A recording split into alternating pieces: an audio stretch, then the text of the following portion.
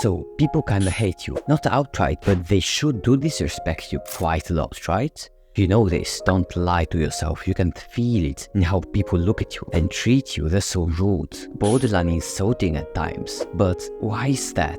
It's not that they just seem to hate you, you can feel it. It's almost as if they just perceive you as someone who's at the bottom of the social ladder, since they seem to treat everyone else better. This is just because you're doing these 3 deadly mistakes that make people absolutely hate, resent, despise you. Kinda harsh for me to say that, right? But I really don't want to lie to you. It would be so nice for me to make a video like this and say that it's the world's fault, and of all the mean people that live in it, right? But I've been through this. I've been viciously disrespected, hated, and sometimes outright bullied pretty much my whole life, up until I started fixing these 3 deadly mistakes, and suddenly everyone started to weirdly respect me. Anyways, let's get into the fun stuff. Mistake number 1. There's a quote that I really like from How to Win Friends and Influence People, the OG book of social skills. You can make more friends in 2 months by becoming more interested in other people than you can in 2 years by trying to get people interested in you. Unfortunately, the opposite is also true. People have just a natural tendency to talk about themselves, and they absolutely love it when other people give them attention and listen to them. Unfortunately, nowadays, everybody wants to talk about themselves, but nobody is out there to listen. And if you try to make everything about yourself, people will kinda just start to hate you. You really risk coming off as egocentric, and trust me, nobody likes these kind of people. You may think that I'm not talking to you. Yes, you, but trust me, it's really you that I'm talking about. Nowadays, kids are brought up like they're the center of the world. You're so special and unique. We're all so special. Here you go, participation trophy. And so everybody, especially you, is a bit egocentric. So start genuinely becoming interested in other people. Ask them about their hobbies, sports, passions, and soon enough you stumble into a topic that really makes their eyes light in passion. In that case, just listen, nod, and never ever interrupt them unless you want people to start to resent you. Trust me, you never want to be known as the guy that is constantly interrupting people. So stop making everything about yourself and combine this with mistake number 2, and I reckon you'll see a noticeable change in how people treat you. Mistake number 2. Let's be honest, if I saw you on the streets right now, I probably wouldn't respect you, and I don't mean to offend you.